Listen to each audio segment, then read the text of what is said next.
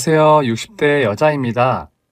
제 인생은 썩어 빠진 집에 있는 곰팡이 같다고 말하고 다녔는데요. 이제와 돌아보니 한 송이의 꽃이라는 생각이 듭니다. 부정적인 마음으로 살아왔던 저의 인생 이야기 들어주실래요? 영과 성을 다해 글을 적어보겠습니다. 저는 부모님 없이 할머니의 손에서 자랐습니다. 엄마 아빠는 사고로 돌아가신 것만 알고 다른 건 아무것도 모릅니다. 할머니가 자세히 알려주시지 않기도 했고 이미 세상 떠난 분들이니 애써 알아보려고 하지 않았습니다. 초등학교를 다니고 중학교에 갈 나이가 되었을 때 할머니가 돌아가셨어요. 지병이 있는 것도 아니었는데 주무시다가 세상을 떠나셨죠. 갑작스러운 할머니의 죽음에 비통하고 황망했으며 공허하고 피폐하기까지 했습니다. 제가 기댈 수 있는 유일한 존재였기 때문에 쉽게 놓아드리지 못했답니다. 몇 달 동안 할머니와 살던 방에서 한 발짝도 나오지 않고 선택적 은둔 생활을 했는데 월세를 받으러 온 집주인 때문에 자동으로 집에서 나와야만 했습니다. 야, 미자야. 너 방세 안 내니? 방세요? 그래, 방세. 너 할머니 돌아가시고 석 달 동안 한 번도 방세를 안 냈잖니? 네가 안쓰러워서 말을 안 하고 미뤄왔는데 이제 말해야겠다. 우리도 받아야 할 건 받아야지 않겠니? 할머니가 남겨주신 재산이 있을 테니 방세를 좀 내줘야겠다. 할머니가 남겨주신 재산은 하나도 없어요. 뭐? 아무것도? 네, 제가 알기로는 아무것도 없었어요, 아저씨. 제가 벌어서 방세를 갚아드리면 안 될까요? 네 팔자도 참 불쌍하다. 중학교는 못 가는 거니? 아유, 그래서 어디 일할 곳은 있는 거야? 아니요, 지금부터 찾아봐야죠. 할 게 없으면 아저씨네 공장에 나와서 일해라. 그래도 돼요? 그럼 저 할게요. 열심히 할게요. 그렇게 주인집 아저씨의 봉제 공장에 들어가 미싱을 처음 배우게 되었고 쉼없이 일을 하며 돈을 벌었어요. 방세를 먼저 다 갚았습니다. 아저씨가 내어준 일터에서 계속 일할 생각이었는데 어느 날 다른 기회가 찾아왔어요. 마을 회관에서 주관하는 잔치가 있던 날 도시에 살던 여자 한 분이 저에게 관심을 보였습니다. 네가 미자니? 14살이라고? 네, 혹시 저를 아세요? 아니, 모르지. 너 손이 왜 이렇게 텄니? 여기저기 까진 것 좀 봐라. 학교에서 다친 거야? 아니요. 전 학교를 다니지 않아요. 왜? 그냥요. 아주머니 말 그만 시키세요. 저 여기 고기 먹으러 온 거거든요. 그래, 알았다. 그 아주머니는 마을이 고향인 건지 누구의 친척인 건지 모르겠지만 마을에 관심이 많아 보였습니다. 다른 마을 사람들과 여러 대화를 나누더니 저에 대해 다 알았다는 듯 고개를 끄덕이며 다시 말을 걸더라고요. 너, 나 따라갈래? 우리 집에서 식모하면 지금처럼 고기도 자주 먹을 수 있고 봉제 공장보다 월급도 많이 줄게. 식모요? 아줌마 집에 가서요? 그래. 나랑 같이 살면 공부도 시켜줄게. 그리고 잘만 하면 대학도 보내줄게. 아주머니 왜 그런 기회를 주려는 거예요? 그냥, 아니, 실은 내가 딸이 있었는데 세상을 떠났어. 살았더라면 딱 너만 했을 거야. 아, 딸 같은 애로 보인다 이거죠? 생각해 볼게요. 나 오늘 올라가는데 결정 빨리 해줄래? 일단 고기부터 먹고요. 제 뱃속에 거지가 몇 명이 있는지 먹어도 배가 고파요. 아주머니는 제 앞에 당신의 고기를 밀어주더군요. 저는 쩝쩝 소리를 내며 돼지고기를 몇 근이나 먹어버렸습니다. 배가 빵빵해지자 아주머니가 대답을 기다리는 눈빛을 보내더군요. 좋아요. 따라갈게요. 아줌마 집에서 살면 공부도 시켜주고 월급도 주는 거죠? 그럼 내가 딸처럼 잘 돌봐주마. 네. 짐 싸서 나올게요. 얼마 없으니까 금방 올 거예요. 그리고 주인집 아저씨한테도 방을 뺀다고 말하고 와야 해요. 그래, 다녀와라. 저는 갑자기 찾아온 기회를 놓치지 않고 방을 빼고 나와버렸습니다. 아주머니는 같이 내려온 운전기사를 소개하더니 저와 뒷자리에 나란히 탔답니다. 그리고 10시간이 넘게 도로를 달리고 달려 서울에 도착했어요. 와, 서울이 이런 데구나. 아줌마 초콜릿 먹어봤어요? 초콜릿? 아, 그 검고 달달한 거? 미군 마트가 근처에 있어. 한번 사 먹어봤지. 맛있더라. 하나 사줄까? 네, 저 초콜릿 엄청 먹고 싶어요. 그날 태어나서 세상에서 제일 맛있는 초콜릿을 맛보게 되었습니다. 서울로 따라오길 100번 잘했다는 생각이 절로 들었죠. 아줌마는 사모님이라고 부르라고 하셨고 시키는 일만 제대로 하면 간섭하지 않겠다고 하셨습니다. 할머니와 살면서 밥하고 빨래하고 청소하는 건 얼마든지 할 수 있어서 살림은 힘들지 않았어요. 사모님, 시킨 일 다 했으니까 저 놀아도 돼요? 놀아? 너 여기가 놀이터로 보이니? 너 이 집의 식모 아니냐? 네, 그렇긴 한데 사모님이 저한테 편하게 눈치 보지 말고 지내라고 하셨잖아요. 그리고 공부도 하라고 하셨던 거 기억 안 나세요? 일을 똑바로 해야 놀든 공부를 하든 하지. 너 이제 겨우 이틀 됐고 내 마음에 드는 게 하나도 없어. 이게 집을 치운 거야? 죄송해요. 뭐가 잘못됐는지 알려주시면 싹 다 잘못됐어. 그리고 너의 잘못은 스스로 찾도록 해. 난 이 집의 주인이자 네 월급 주는 사람이니까 알아서 찾으란 말이야. 사모님은 이틀 만에 무섭게 변하더라고요. 그래도 마음에 들지 않는 것만 해결하면 다 좋을 줄 알았네요. 살림은 제가 할 수 있는 최대치보다 더 잘하려고 했고 식사도 정말 맛있게 차려드렸습니다. 점점 좋아지는 것 같긴 한데 그래도 아직 성에 안 찬다. 앞으로 더 노력해야겠어. 너 식모라고 대충 하지 말고 사명감을 가지고 일하도록 해라. 네, 사모님.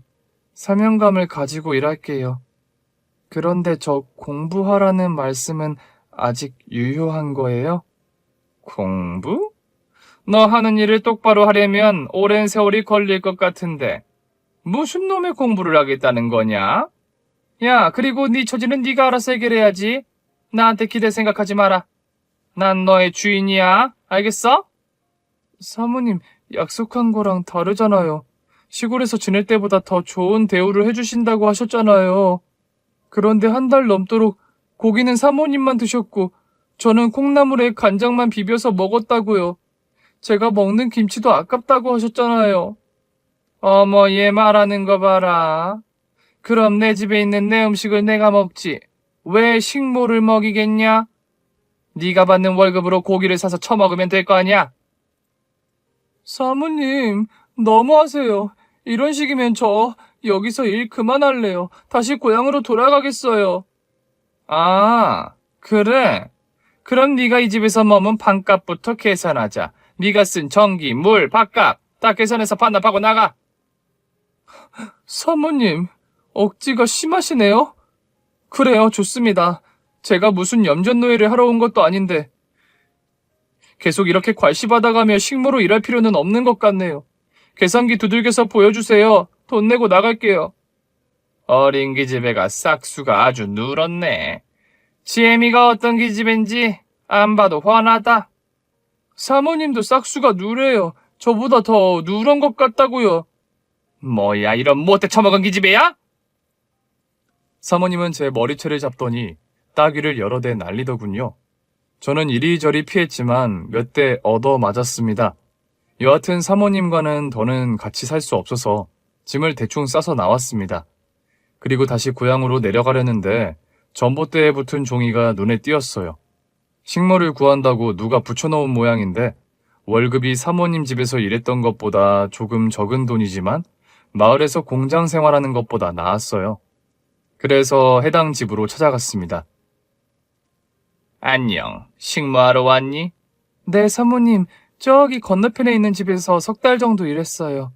아, 금시네. 시골에서 온 애를 데려다 쓴다더니 그게 너였구나. 그런데 왜 이러다 말고 여기로 온 거야? 금씨 사모님이 거짓말을 해서요. 그리고 먹는 것도 제대로 안 챙겨주세요. 맨날 구박만 하는데 견디기 힘들어서 나왔어요. 대충 알겠네. 그 여편네 성깔이 보통 아니야. 지 남편이 바람나서 나갔는데 어떻게 한 줄 알아? 그 사모님이 결혼하셨어요? 게다가 남편이 바람을 피웠다고요? 그래. 아무튼 금씨 남편이랑 바람난 여자는 저 세상에 갔다.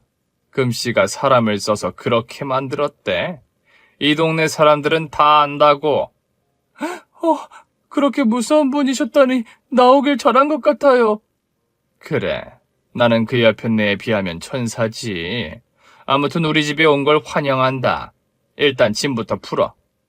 그렇게 새로운 집에서 식모 일을 시작했는데 이번 사모님은 더 심했습니다. 꼭두 새벽부터 늦은 밤까지 부려먹었는데 하루에 2끼만 줬어요. 고기는 역시나 한 입도 먹어보지 못했죠. 그러다 하루는 몰래 고기 요리를 하면서 몰래 한 점 입속에 쑥 넣었습니다. 육즙이 팡팡 터지자 온몸에 전율이 일었어요. 야, 너 지금 뭐 한 거야? 내 음식에 손을 대? 감히 내 허락 없이 고기를 처먹어? 그거 우리 귀한 아들 줄 건데 니까짓 게 처먹어? 이 도둑년 오늘 혼 좀 나야겠다. 당장 부엌에서 나와! 사장님 배가 고파서 딱 한 점 먹었어요. 죄송해요. 대신 저녁은 굶을게요. 당연히 굶어야지. 저 한우 한 점을 처먹었으니 오늘 일당은 까고 줄 거다. 그리고 도둑질했으니 매를 들어야겠지. 얼굴 내밀어. 저는 뒷걸음질을 치며 피하려고 했는데 사모님이 제 머리채를 잡아채더니 볼때기를 세게 날렸습니다. 아, 사모님 그만하세요. 제가 잘못했어요. 다시는 반찬에 손대지 않을게요. 오늘 제대로 교육해주겠어. 이 천한 식모계집아. 입 다물어라. 이빨 빠질라.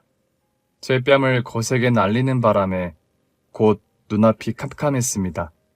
그런데 잠시 후 주인 사모님의 비명소리가 들렸습니다. 아, 금씨 뭐야? 왜 내 집에 들어와서 귀싸대기를 날려? 내 식모를 데려다가 이렇게 부려먹었냐? 야, 개씨, 안 그래도 니년한테 쌓인 게 많았는데 오늘 화 좀 풀어야겠다. 저를 서울로 데리고 온 사모님이 새 사모님을 돼지게 패고 있었습니다. 이게 다 무슨 일인지 모르겠지만 저는 거기서 빠져나가려고 했어요. 야, 미자, 그냥 가지 말고 이 옆에 내한테 돈 받고 나가야지. 아, 맞다. 저기 사모님, 아니 개씨 아줌마, 돈 주세요. 월급 달라고요. 이것들이 지금 장난하나? 야, 개씨, 장난 같아? 당장 우리 미자한테 월급 줘! 사모님이 흠씬 두들겨 패자 개씨 사모님이 방으로 뛰어가서 돈을 꺼내서 제 손에 쥐어주더군요. 됐지, 여기 돈. 다 받았으니까 둘 다 나가. 개씨, 오늘 운 좋은 줄 알아. 다시는 우리 미자를 길에서 봐도 모른 채 해라. 그렇게 사모님이 저를 구해줘서 그 집에서 벗어났습니다. 저는 어떻게 해야 할지, 어디로 가야 할지 몰라 두리번거리는데 사모님이 먼저 말을 꺼내더군요. 미자야, 내가 미안하다. 너에게 신경질 내고 혼냈던 거 모두 잘못했다. 앞으로 고기도 자주 먹게 해주고 일도 적당히 시킬 테니 다시 우리 집에 들어오지 않을래? 만약 내가 또 심하게 굴면 다시 떠나면 되니까 잘 생각해봐. 진짜 저를 혼내지 않으실 거죠? 고기도 주실 거고요. 그럼 좋아요. 어차피 고향에 가봤자 봉제 공장 다니는 것 말고는 답이 없으니 식모하는 게 낫겠어요. 사모님 집에 들어갈게요. 저는 이전 사모님이 양반이라는 걸 알게 되어 다시 그 집 식모로 들어갔습니다. 다시 들어서 지내보니 이전과는 다른 대우를 해주셨습니다. 자, 이거 먹어봐라. 이게 바로 한우다.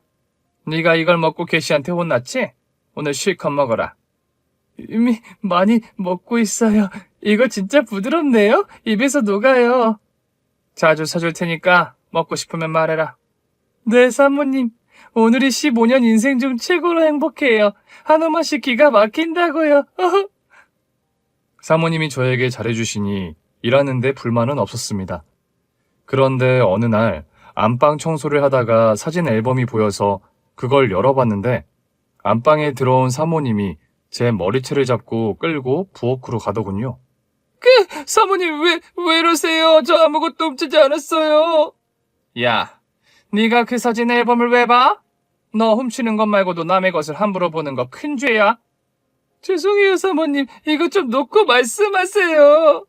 하지만 사모님은 제 말을 듣지 않고 귀싸대기를 사정없이 날렸습니다.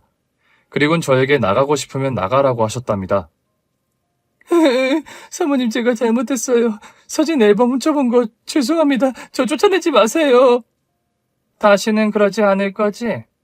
네, 사모님. 그래, 나도 오늘 심했다. 미안하다. 그런데 앨범에 사진들 봤니? 네. 사모님의 남편분이 엄청 멋있더라고요. 그게 전부야? 네. 두 분 사진 몇 장밖에 못 봤어요. 다른 건 아무것도 못 봤다고요. 그래, 용서해 주지. 어서 방으로 가서 쉬어라. 그날 이후로 안방 청소할 때는 항상 조심했고 호기심이 가도 괜히 물건을 만지지 않았습니다. 사모님은 며칠 잘해주시다가 버럭 화를 내셨어요. 기분 좋게 잘 대해주시다가도 그냥 넘어갈 실수를 가만두지 않았습니다. 미자야, 너 이리 와봐! 네, 사모님. 내 화장대 정리하면서 위치를 바꿨었나 보네? 그런가요? 저는 잘 모르겠는데. 뭐? 몰라? 너 여기서 일한 지 1년이 넘었는데 아직도 내 화장대의 화장품의 위치도 몰라? 난 널 딸처럼 대하는데 나에 대해 관심이 하나도 없는 거냐? 이 배은망덕한 것 같으니라고. 사모님, 제가 실수를 한 게 아닌데 왜 그러세요? 그리고 제가 안방에 들어가는 걸 싫어하시니 청소만 하고 나와서 물건을 눈여겨보지 않았어요. 핑계 좋네. 검은 머리 짐승은 거두지 말라더니 딱 너를 두고 하는 말 같네.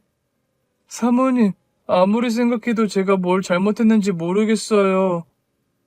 싹수가 누렇구만. 애미애비 없이 커서 그런지 똥인지 된장인지 구분을 못하나 보네. 야, 너 같은 계집애를 내가 왜 데리고 왔는지 모르겠다. 사모님, 그렇게 제가 마음에 들지 않으시면 지금이라도 내치세요. 이거 말하는 거 봐라. 잘못했다고 빌고 넘어가면 될 것을 고개 빳빳이 들고 나가겠다고? 야, 너 그 싸가지로는 어디 가서도 사람 대접 못 받아. 나니까 널 받아준 거라고? 이 쓸모없는 계집아. 사모님, 말씀이 지나치세요. 저 정말 여기서 더는 못 살겠어요. 평소에 잘해주다가도 한 번씩 이렇게 막말하실 때면 진짜 무서워요. 사모님, 저 그만두겠습니다. 그러자 사모님이 긴 한숨을 내쉬더군요. 내가 잘못했다. 너한테 헛소리를 했구나. 사모님, 진심으로 걱정돼서 하는 말인데요. 병원에 가보셔야 할... 됐으니까 그만 방으로 가서 쉬어라. 오늘 내가 한 말은 잊어버리고. 저는 정말 이해가 되지 않았습니다. 또 한동안 한 식구처럼 잘 대해주시다가도 한 번씩 버럭하셨는데 엄청 소름이 끼쳤습니다. 그런 모습을 보면 도망가야지 싶었는데 또 사과를 하시며 잊으라고 하시니 정말 어떻게 해야 할지 모르겠더라고요. 그렇게 수년 동안 식모로 일하고 제 나이가 20대 중반이 되었습니다. 식모 일을 하고 있긴 하나 저도 연애를 하고 있어서 밖에서 데이트를 즐기고 사모님 집으로 들어갔어요. 너 연애하니? 네, 사모님. 뭐 하는 남자냐? 과일가게 사장님의 아들이에요. 뭐? 그 허우대 멀쩡하고 머리에 든거 없는 놈? 아니에요. 우리 오빠는 똑똑해요. 넌 국졸이라서 그런지 남자 보는 눈이 삐었냐? 어떻게 그런 놈을 사귀냐? 나중에 바람나서 네 팔자 꼬이게 할 놈이니 만나지 마라. 네? 사모님, 저는 오빠랑 결혼할 건데요? 결혼? 야, 너 가진 것도 없으면서 무슨 결혼을 한다는 거야? 사모님, 저 10년 동안 여기서 일하며 돈 모은 거 있어요. 오빠도 모아둔 돈이 있고요. 또 시아버지가 돈을 주신다고 했으니 충분히 결혼할 자금은 충분히 돼요. 뭐? 그럼 너 내 집에서 나가는 거니? 그런 거야? 결혼하고 신혼집을 여기서 차릴 수는 없으니 나가서 살아야죠. 그럼 식모일은? 사모님, 식모 말고 가정부라고 불러주시면 안 될까요? 요즘 다들 가정부라고 하던데. 일은 계속할 생각이에요. 물론 사모님이 저를 계속 써주신다면요. 하, 결혼이라 미자가 내 집에서 나간다고 하니 옆구리가 벌써부터 시리네. 그래, 좋다. 결혼해서도 내 집에 계속 출근해줘. 감사합니다, 사모님. 사모님 제 결혼식에 오실래요? 여기 청첩장이요. 난 그날 바빠서 못 간다. 아, 그래요? 아쉽네요. 그래도 10년 동안 함께 살았던 분이라 꼭 오셨으면 좋겠는데. 내가 가면 혼주석 앉으면 되나? 네? 혼주석에는 왜요? 됐다. 나 바쁘니까 괜히 기대하지 마라. 네, 알겠습니다, 사모님. 사모님에게 미운정, 고운정이 많이 들어서 꼭 와주길 바랬는데 일부러 피하시는 것 같았습니다. 그래도 뭐 어쩌겠어요. 오지 않겠다는 분을 억지로 모시고 올 수 없으니 그냥 알겠다고 하고 말았죠. 그렇게 얼마 뒤 남편의 부모님께 인사를 드리고 결혼식 날짜를 잡았습니다. 제가 식모살이를 해온 걸 아셨는데 부정적으로 보시지 않았습니다. 그저 고생 많이 했다며 앞으로는 고생을 덜 했으면 좋겠다는 덕담을 해주시며 허락해 주셨죠. 할머니와 15년, 사모님과 10년을 살고 남편과의 신혼생활이 시작되자 제 인생은 완전히 달라졌습니다.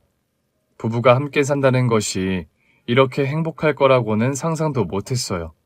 멋진 남편이 눈 뜨면 제 옆에 있고 자기 전에는 저에게 팔베개를 해주고 아침과 저녁을 같이 먹는 것만으로도 너무너무 행복했습니다. 그 밖에도 좋은 점이 너무 많아서 결혼하기를 참 잘했다고 생각했습니다. 저는 결혼한 지 2달 만에 아이를 가지게 되어서 몸을 조금 사려가며 일했는데 사모님이 이를 굉장히 싫어하셨답니다. 미자 너, 네 집 안방 왔니? 여기가 쉼터야? 엉덩이 떼고 이러지 못해? 사모님 죄송해요. 머리가 어지러워서. 임신했다고 뺑기 쓰는 거냐? 야, 그깟 애기 좀 가졌다고 머리가 어지러워? 네, 많이 어지러워요. 임신하면 다들 이렇다는데요. 너 말투가 뭐니? 지금 내가 애를 못 낳았으니 아무것도 모르니까 까불지 말라. 이거냐? 사모님 그럴 리가요. 저는 그런 뜻으로 드린 말씀이 아니라 저와 사모님 관계 정도면 이해해 주실 거라 생각했어요. 제가 쉬엄쉬엄 이래도 뭐라 안 하셨잖아요. 이게 어디서 말대답이야. 내 눈에 거슬리는 짓 할 생각 말고 당장 일어나서 일해. 집안 청소 깨끗이 하고 마당 쓸고 유리창도 광이 나도록 닦아. 네, 사모님. 일하겠습니다. 죄송해요. 요즘 것들이란, 아휴. 제가 임신한 내내 사모님은 화가 부쩍 많이 늘어 있었는데 하루는 제가 깜빡하고 국에 간을 하지 않고 상을 차렸다가 따귀를 맞고 말았습니다. 이걸 국이라고 끓였냐? 내 밑에서 10년 넘게 일하면 뭐해? 아직도 더듬거리는 멍청이가 따로 없는데 넌 나 없으면 아무것도 못했을 거야. 돈도 못 벌었을 거고 결혼도 못하고 사람 구실 못하는 등신으로 살았을 거라고. 사모님 국에 간만 하면 되는데 그렇다고 따귀를 때릴 것까지 없었잖아요. 뭐야? 이게 임신했다고 주인한테 까부네? 너 한 대 더 맞아봐라. 사모님 그렇다고 배를 때리면 내가 때리려고 한 게 아니라 네가 피하다가 맞은 거잖아. 배가 이상해요. 너무 아파요. 아우씨 정말 가지가지하네. 당장 따라 나와 병원 가게. 사모님은 저를 데리고 서둘러 병원에 갔고 검사를 받았습니다. 다행히 태아는 무사하다고 하더군요. 사모님, 더는 사모님 집에서 일을 하지 못하겠습니다. 저 또 맞고 싶지 않아요. 내가 미안하네. 오늘 일로 내 충격받은 거 보상할 테니 자네가 날 이해해주게. 돈으로 해결하시겠다고요? 사모님 전 싫습니다. 더는 사모님의 감정 기복에 맞추는 거 그만하고 싶다고요. 저를 싫어하시는 건지 좋아하는 건지 모르겠다고요. 이제 포기할래요. 그러자 사모님은 갑자기 눈물을 흘리며 저의 두 손을 잡고 사과를 하더군요. 미안하네. 자네가 부러워서 그랬어. 남편도 생기고 아이도 생기니까 질투가 났어. 나보다 잘 사는 것 같아서 미치도록 부러웠다고. 자네도 알다시피 내 곁에는 아무도 없잖아. 평생 외롭게 혼자 사는 여자라고. 이보게 미자, 날 용서해주게. 자네가 원한다면 무릎이라도 꿇겠네. 사모님 저한테 질투한다니요. 참 이해가 안 되네요. 돈 많고 좋은 집에 사시는 것만 해도 큰 복인데 저 같은 가정부를 질투하다니요. 그리고 사모님도 아직 젊어서 충분히 남자를 만나실 수 있잖아요. 아니, 난 남자는 싫어. 과거에 상처를 크게 받은 이유로 사랑을 할 수 없게 되었어. 남자만 보면 치가 떨린다고. 사모님 도대체 무슨 일이 있던 거예요? 말 못하네. 미자야, 날 한 번만 용서해줘. 자네가 날 떠나면 정말 외롭게 살아야 해. 자네까지 날 떠나면 아무것도 없다고. 오늘 한 짓은 내가 두고두고 비난받겠네. 임산부에게 하면 안 될 짓을 했으니 벌을 내리면 달게 받겠다고. 사모님 그렇게까지 말씀하시니 제가 뭐라 못하겠잖아요. 알았어요. 오늘 일은 용서해드릴게요. 대신 또 제 몸에 손을 대면 절대 그냥 넘어가지 않을 겁니다. 영영 사모님 곁을 떠날 것이고 책임도 물을 거예요. 아시겠죠? 그래, 그렇게 하지. 약속할게. 고마워, 미자야. 용서하기 싫었지만 사모님의 눈물과 외로움을 느끼게 되니 저도 모르게 화해를 하고 말았습니다. 계속해서 사모님 집에서 일하며 지냈고 이듬해 건강한 아들을 낳았습니다. 사모님은 육아를 해야 하는 저를 배려해서 사모님 댁에 아들을 데리고 가서 일하게 해주셨습니다. 아이고야, 자네 아들 우람이는 이른대로 참 우람하구만. 네, 먹성이 좋아서 모유랑 분유를 엄청 먹어요. 그리고 사모님, 저 둘째를 또 가졌다네요. 뭐? 출산한 지 얼마나 됐다고 벌써? 자네 대단하구만. 정말 대단해. 축하해 주시는 거죠? 감사해요, 사모님. 첫째를 낳고 이듬해 둘째는 딸애를 낳았습니다. 아들, 딸 낳고 남편과 오순도순 잘 살게 되었으니 이대로 쭉 평범하게 잘 살기만 하면 좋겠다고 생각했습니다. 세월은 흐르고 흘러 20년이 더 지났습니다. 사모님 댁에서 식모로 일한 지 30년이 되었죠. 그래서인지 사모님이 화가 나서 막말하는 걸 들으면 아무렇지 않게 귀를 닫는 것이 가능해졌답니다. 늘 잘해주면 좋긴 하겠지만 사모님의 성격을 잘 아는 저로서는 그냥 모든 걸 이해하면서 버텼던 것 같습니다. 제 나이 40 중반이 되었고 아이들은 20대 초반이 되어 대학에 들어갔습니다. 식모살이를 하던 제가 이렇게 자식을 둘이나 낳아서 대학까지 보낸 걸 보니 인생이 참 신기하고 묘했습니다.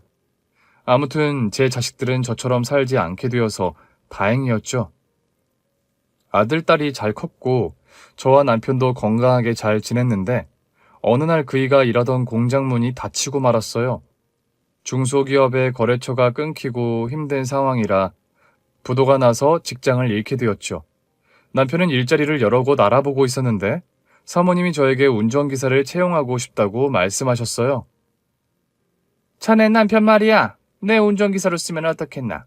지금 운전기사가 일을 관두겠다고 하던데. 네? 정말요? 그럼 저희야 너무 좋죠. 그래, 그럼 자네 남편 데리고 오게. 형식상이라도 면접은 봐야지. 저는 기분 좋게 남편에게 소식을 전하고 사모님 댁으로 데려왔습니다. 무사고인 그이는 단번에 사모님의 운전기사가 되기로 했습니다. 2달간 사모님의 운전기사로 일한 남편은 일이 편하고 좋다고 했어요. 외출을 해도 정해놓은 곳만 하니 힘든 게 하나도 없다고 했습니다. 그런데 어느 날 사모님이 무슨 바람이 들었는지 강원도 동해로 가자고 했어요. 남편과 1박 2일로 다녀오겠다고 했죠. 이에 저는 안전운전하고 잘 다녀오라고 했고 편하게 사모님 댁에서 대충 일하면서 시간을 보냈습니다. 그런데 돌아오는 길에 무슨 일인지 사모님이 전화를 걸었어요. 이보게 나야. 사모님 올라오고 계세요? 미자, 그게 말이야. 고속도로에서 사고가 났어. 자네 남편이 지금 병원에 실려갔네. 네? 사고요? 그이가 많이 다쳤어요? 사모님은요? 나는 멀쩡하네. 그런데 자네 남편은 일단 이리로 오게 주소 불러줄 테니까 빨리 오는 게 좋겠어. 사고라는 단어를 듣고 등줄기에 소름이 돋고 식은땀이 흘러내렸습니다. 택시를 타고 급히 대학병원에 도착했는데 제 남편이 세상을 떠나고 말았답니다. 경찰이 사고 내용을 말해주는데 자동차가 급발진이 되어 브레이크가 먹히지 않아 가드레일을 박으며 차를 멈췄다고 했어요. 그런데 충격이 컸던 남편은 그 자리에서 숨지게 되었고 뒷자리에 앉은 사모님은 무사했다고 합니다. 황망한 저는 넋을 잃고 쓰러졌고 한참 동안 일어나지 못했습니다. 미자, 괜찮나? 이게 무슨 일이야? 하늘도 참 무심하시지. 이게 모두 당신 때문이야. 뭐? 미자야, 지금 뭐라고 중얼거리는 거야? 정신 차려보게. 당신 때문이라고! 저는 사모님의 머리카락을 잡아채고 싸대기를 후려갈겼습니다. 당신이지. 내 남편을 그렇게 만든 게 당신이지. 내가 잘 사는 걸 보고 질투했었잖아. 그래서 일부러 장거리 여행을 계획해서 사고사를 꾸민 거지. 네가 한 짓이 맞잖아. 이 늙어빠진 망나니야. 이러지 마. 난 아니네, 미자. 정신이 나간 건 이해하지만 내가 저지른 짓이 아니야. 이건 사고라고, 사고. 닥쳐. 너 아니었으면 내 남편은 살아있었을 거야. 처음부터 내 남편을 해치우려고 운전기사로 불러들인 거야. 이 나쁜 망구야. 저는 그동안 사모님에게 맞았던 따귀의 10분의 1을 돌려줬습니다. 끝까지 아니라고 오리발을 내미는데 저는 확실하게 사모님이 저지른 짓이 맞다고 믿었습니다. 저한테 얻어맞던 사모님은 꽁진하게 도망가 버렸고 저는 병원에 남아 아들딸에게 연락해서 장례식장을 마련했습니다. 그이가 떠난 것이 너무 화가 나고 억울해서 이를 악물고 겨우겨우 버티고 있었는데 사모님이 조문객으로 찾아왔더군요. 미자, 이제 좀 괜찮아졌나? 당신, 여기가 어디라고 와? 미자, 난 정말 아니야. 우린 사고였어. 사고로 자네 남편이 세상을 떠났단 말일세. 사고였어도 이 모든 건 당신 탓이야. 꺼져. 절대 용서 못하니 내 눈앞에서 사라지라고. 그래, 미자야. 마음 풀리면 찾아와. 기다리고 있을게. 날 기다려? 이번에는 날 해치려고? 이 망구 너 내가 가만두지 않을 거야. 복수하고 말겠어. 제가 난리를 치자 아들, 딸이 말렸고 사모님은 조문하지 않고 떠났습니다. 그렇게 저와 사모님은 갈라서게 되었고 다시는 얼굴을 보지 않고 살기로 다짐했답니다. 몇 달 방구석에 박혀서 남편 생각만 하면서 지내다가 곧 정신이 들었어요. 아들과 딸에게 해줄 것이 많으니 다시 일을 하기로 했습니다. 제가 해온 일이 식모였으니 가사 도우미를 알아봤어요. 용역 사무실에서 일을 받아서 다녔는데 빈집을 청소하고 치우는 것이 편하더라고요. 누구 눈치를 볼 필요도 없었고 비위 맞춰줄 일이 없으니 정신이 편했습니다. 그렇게 강산이 한번 바뀌도록 가사 도우미로 일하며 아들, 딸을 모두 시집장가 보냈어요. 딸이 시집가는 날은 제가 14살 때 시골에서 서울로 올라왔던 날이 떠올랐습니다. 이렇게 모자란 엄마 밑에서 훌륭하게 잘 커준 자식에게 고마워서 눈물이 하염없이 흘렸죠. 몇 년이 더 흘러 제 나이가 환갑이 되었어요. 남편을 잃은 지 15년이 되었죠. 자식들은 저에게 애인을 사귀든 재혼을 하든 해보라는데 저는 남편 말고는 다른 남자를 받아들일 마음도 준비도 되어 있지 않았습니다. 하늘 아래 그렇게 날 사랑해주던 사람은 그이가 유일했으니까요. 가사 도우미를 하며 집에서 홀로 지내는 게 심심해서 유기견을 데려왔어요. 한쪽 눈이 보이지 않았고 다리 하나가 없어서 불편한 강아지였는데 봉사활동 하러 갔다가 제 꽁무니를 쫓아다녀서 한 식구가 되었답니다. 딸 부부는 손녀를 낳아서 더할 나위 없이 잘 살고 있었고 아들 부부는 이민을 준비했어요. 아들놈이 똑똑해서 미국에 있는 회사로 옮겼다고 해서 떠날 준비를 하고 있었죠. 떠나는 날이 곧 다가와서 작별 인사를 하고 보냈는데 1시간 만에 연락이 왔어요. 아들 내외는 공항 가는 택시를 탔는데 사고가 크게 나서 병원으로 옮겨졌다는 연락을 받았답니다. 이게 무슨 날벼락 같은 일인지 뛰는 가슴을 부여잡고 달려갔습니다. 며느리는 팔과 다리를 다쳐 정신은 깨어 있었는데 아들은 머리를 다쳐서 의식이 없어 긴급 수술에 들어갔습니다. 제발 살려달라고 의사 선생님과 간호사 선생님한테 빌고 빌었죠. 수술 후 중환자실로 옮겨졌는데 의사 선생님은 어느 정도 마음의 준비를 하라고 하셨습니다. 최선을 다했지만 이제부터는 환자의 의지가 중요해요. 깨어날지 못할지는 환자의 의지와 용기가 필요합니다. 그런 무책임한 말이 어디 있어요. 최선을 다했으면 깨어나야지. 왜 내 아들의 의지 타령이에요? 당신 돌팔이 아니야? 보호자분, 이러지 마세요. 재수없게 뭐 하는 거야? 뭐? 의사라는 놈이 사람 목숨이 왔다 갔다 하는데 재수가 없다고 이놈아? 제가 의사의 멱살을 잡자 누군가 제 뒤에서 의사 따귀를 세게 날리더군요.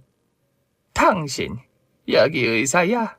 병원장 불러. 내 친구 불러서 네 놈을 잘라버리라고 하겠어. 당신은 그래 나야 사모님이야 미자. 15년 만인가? 나도 몰라요. 지금 그거 셀 때가 아니라 내 아들이 중환자실에 있는 게 중요해요. 그래 나도 그 일 때문에 온 거야. 어이 의사 병원장 안 불러? 좋아 내가 부르지. 사모님은 갑자기 나타나서 의사 뺨을 날렸고 병원장을 불러냈습니다. 이윽고 진짜 병원장이 나와서 사모님에게 90도로 인사를 했답니다. 병원장, 자네 병원에 이런 몹쓸 의사가 있는 게 참으로 안타깝네. 이놈 바로 해고해. 그리고 미자 아들 우람이를 꼭 살려야겠어. 사모님, 바로 실행하겠습니다. 담당 의사 잘라버리고 다른 의사로 교체하겠습니다. 무슨 끝발이 있는지 모르겠지만 바로 의사놈은 쫓겨났고 다른 의사가 담당의가 되었답니다. 그런데 수술을 다시 할 수는 없고 기다리되 약물 투여로 치료를 이어가겠다고 했어요. 그리고 절대로 세상 떠나지 않겠다고 약속을 하고 24시간 내내 간호사들이 제 아들을 간호했습니다. 사모님 대단하시네요. 나 원래 대단한 여자였어. 자네도 알잖아. 돈이 많은 분인 건 알았죠. 이런 대학병원에 지인이 있는 건 몰랐고요. 자네 아들 내가 살릴 거야. 걱정하지 마. 사모님 갑자기 어디서 나타난 거예요? 내 아들 사고는 어떻게 알았어요? 자네 소식이 궁금해서 여러 번 사람을 시켜 알아봤어. 그리고 어젯밤에 알아봤더니 자네가 여기 있다는 걸 듣고 달려온 거야. 내가 그렇게 원망했는데 날 보고 싶어 했어요? 사모님, 난 아직도 사모님의 속을 모르겠어요. 내가 기복이 좀 심했지. 엄청났죠? 내가 지금도 사모님 집에서 일했더라면 아마 숨막혀서 도망 나왔을걸요? 인정 안 해. 나라도 나 같은 여자 밑에서 일을 못할 거야. 자네가 대단한 거지. 아무튼 내 아들한테 신경 써줘서 고마워요. 은혜는 못 갚아요. 그냥 내가 고생한 거로 퉁쳐요. 그래. 나도 뭘 바라고 도와준 건 아니야. 그렇게 사모님 덕분에 제 아들이 지극정성 간호를 받다가 곧 눈을 떴습니다. 정신을 차렸죠. 며칠 더 중환자실에 있다가 아들은 개인 병실로 옮겨졌어요. 아들은 어느새 말까지 하며 미소까지 짓더군요. 이 모든 걸 도와준 사모님에게 고맙다고 말하려고 하는데 뒤를 돌아보니 떠나고 없었습니다. 전 에라 모르겠다. 이미 떠났고 별로 보고 싶지 않으니 그냥 모른 척하기로 했습니다. 그런데 병원 복도를 걷다가 환자복을 입고 휠체어를 타고 있는 사모님을 발견했습니다. 사모님? 아, 자네구만. 우람이는 회복 잘하고 있나? 네, 이제 걷기도 해요. 그런데 사모님은 왜? 아, 이거 내가 조금 아파. 안 그래도 내가 자네 찾아가려고 했는데 잘 됐네. 휠체어 좀 밀어주겠나?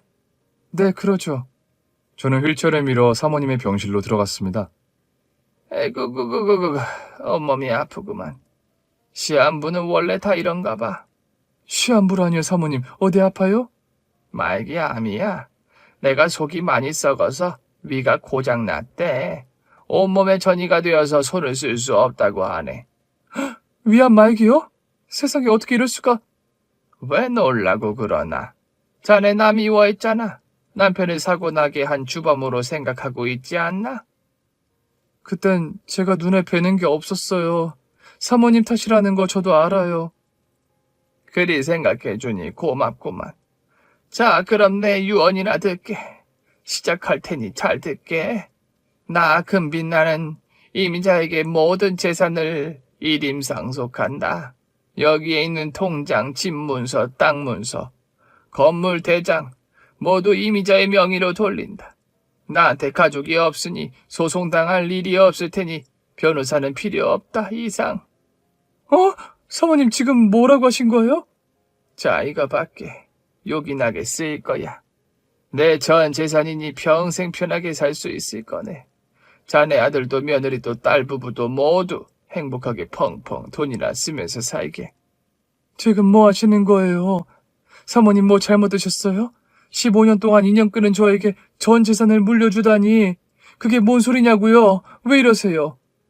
사모님은 이제 숨길 이유가 없다면서 과거 이야기를 꺼내셨습니다.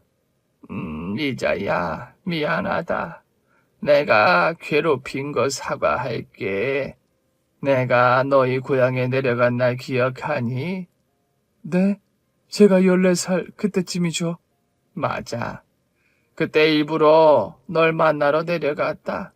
네 할머니가 돌아가셨다는 이야기를 듣고 널 내 식모로 두려고 일부러 찾아간 거다. 우연이 아니라 계획적으로 찾아왔다고요? 왜요? 저를 아셨어요? 아니, 너는 잘 몰랐지. 대신 네 부모는 잘 알고 있었지. 그러니까 내 남편이 바람나서 딸을 낳았다고 하더라. 날 배신하고 도망가서 살림을 차렸지. 그런데 그 두 사람은 교통사고로 한날 한시에 떠났어. 그래서 그 상간녀의 딸은 할머니 손에서 자라게 되었지. 그게 바로 미자 너다.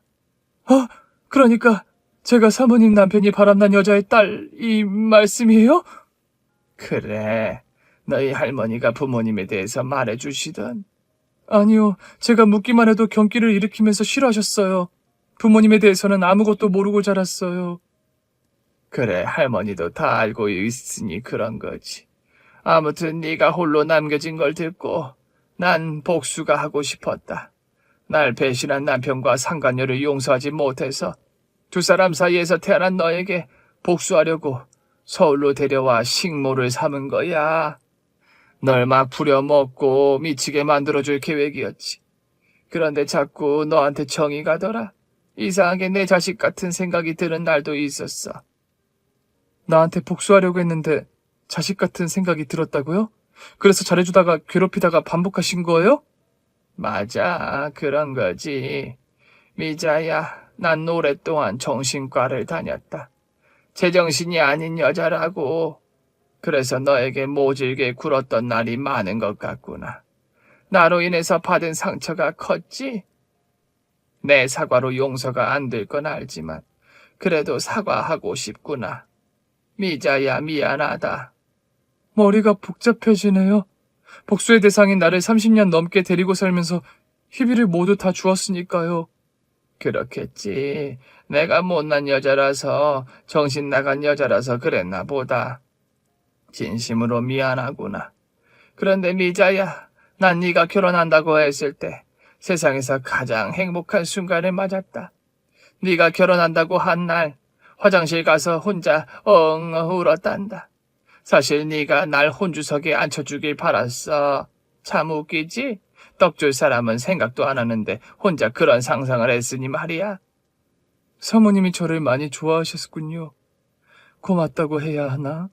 아니, 계속 들어다오. 내가 임신한 네 배를 때렸을 때는 내 자신을 용서할 수 없어서 고통스러운 시간을 보내기도 했지. 아들, 딸을 낳고 잘 사는 네 모습에 나도 덩달아 기뻤어. 그리고 우리 둘이 좋았다가 싫었다가 반복했던 거 알지?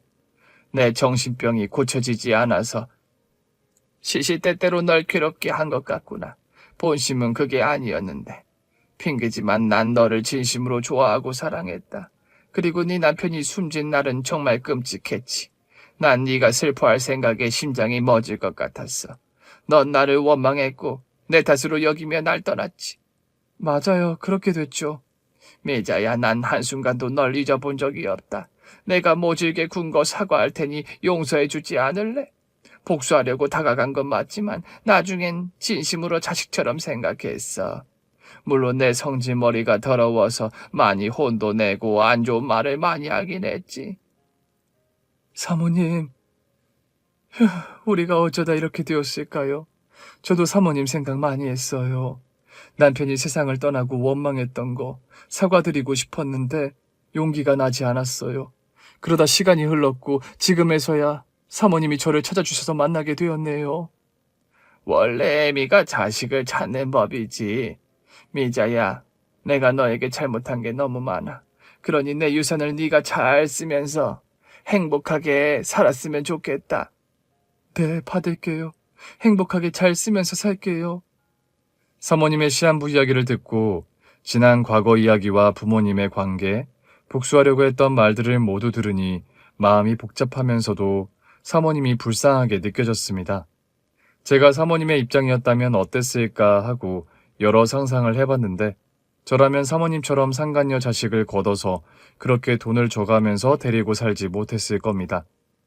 물론 저에게 함부로 대하는 날도 있었고 손찌검을 하는 날도 있었지만 제가 결혼해서 애 낳고 밥벌이하게 해주셨으니 대단한 일을 한 거라고 생각해요.